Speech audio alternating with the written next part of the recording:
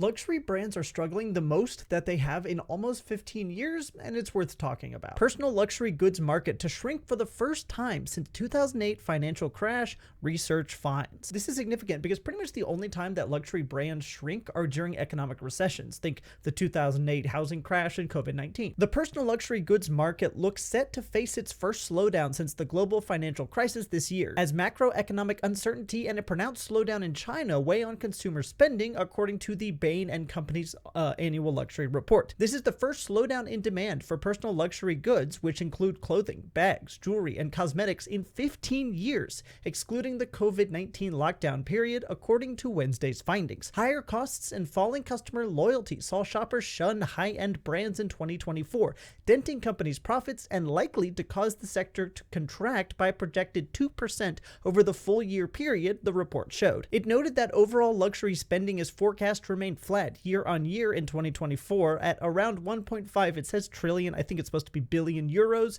or about $1.6 billion, even as segments including autos, travel, and fine wine record modest growth. So what it seems like we're seeing here is customers just kind of being uninterested in luxury and luxury brands, which isn't hard to understand if you think about it, because there's a lot of uncertainty around things like the election, tariffs, inflation, and so on. There's lots of reasons that people might hesitate before overspending on a nice new purse or pair of shoes. However, the full story is a combination of many factors, including China, fast fashion, inflation, and bad PR. And I'm going to go over all of that in this video, so stay tuned. The very first thing we have to talk about is China, because China impacts basically every part of every industry because of how big of a consumer and a producer it is. But it's, meaning luxury's, dwindling demand from the key Chinese market that has proven especially concerning for the sector, as the economy has struggled to rebound from a COVID-19 era slowdown. Even Cartier-owned Richemont, which has been an outlier in the wider sectoral downturn, last week reported a 1% fall in sales in the first half of its fiscal year, due in part to weakened demand in China. Mainland China has experienced a sharp slowdown, worsening throughout the year as domestic spending decreased due to lackluster consumer confidence, Bain & Company noted. Sustained weakness in the China market could weigh further on the luxury sector in 2025, according to the report, which nevertheless cited this as a lower probability outcome and instead pointed to a gradual recovery in the second half of next year as a more realistic scenario. Luxury demand in Europe and the US has shown signs of gradual improvement quarter on quarter this year, with Japan leading the way due to favorable currency exchange rate. As such, the report forecasts the sector will grow slightly next year, barring any major economic headwinds. So China's slowdown is significant because it's an absolutely massive market. You can make gains basically everywhere in the world for your company, but if you see a slowdown in China, then your overall revenue is going to go down. Tesla and Apple are having the same issue, where worldwide they are growing everywhere in the world except for China. In China, they're slowing down because they're facing a lot of competition, and also the government of China doesn't want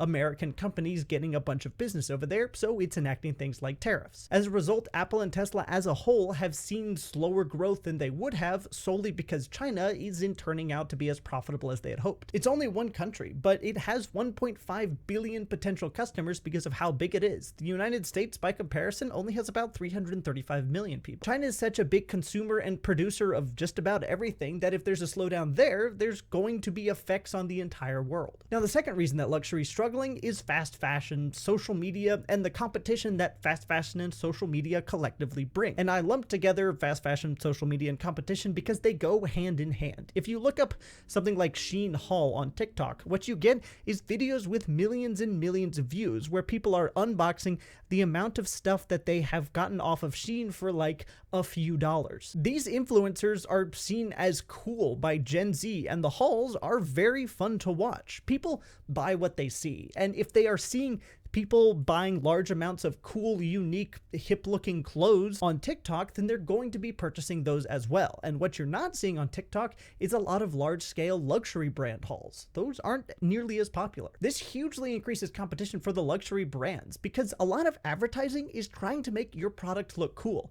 And if your product is not looking cool because Shein is looking cool in its stead, thanks to TikTok and social media, then you're going to struggle. Fast fashion is where the attention is, and where the the attention is, the money goes. And right now, the attention and the money are not going to luxury brands. Also, if you like this kind of business news video and deep dive, I'm trying to post twice per week, and I'd love a subscription and to see you around here on some other videos. So the first reason luxury is struggling is because of China. The second reason it's struggling is because of social media, fast fashion, and what's seen as cool to purchase, which is not luxury goods right now. And the third reason we're seeing luxury brands struggle is price inflation and broken promises. And before you click off because you're sick of hearing about inflation, this isn't the usual inflation talk. This is luxury specific price inflation. Although general inflation is also an important topic to talk about, because if people don't have a lot of money left over, they're definitely not buying luxury products. But as far as broken promises go, we can see this talked about here in this Yahoo Finance article. On some levels, brands have broken their promises to consumers, Discroll says. Since 2019, there's been a high price increase across luxury without a corresponding increase in innovation, service, quality, or appeal that a luxury brand should provide, Driscoll added.